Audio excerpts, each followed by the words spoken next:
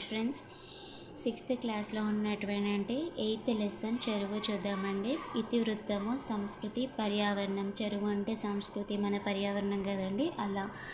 మరియు ప్రక్రియ అనేది స్వాగతం. ఓకేనా అండి. చెరువు స్వాగతం అన్నట్టు తమలో తాము అనుకోవడము, ఎదుటి వారికి తెలిసేలా తెలియజేసేటట్లు చెప్పుకోవడంను స్వాగతం అంటాం.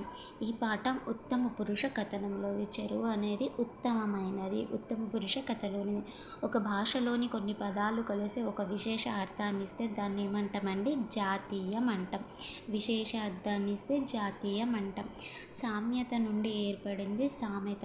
మంచి భావాన్ని పదునైన మాటల్లో చెప్పడం సామెత లక్షణం. ఓకేనండి. మంచి భావాన్ని పదునైన మాటల్లో చెప్పడాన్ని సామెత యొక్క లక్షణం.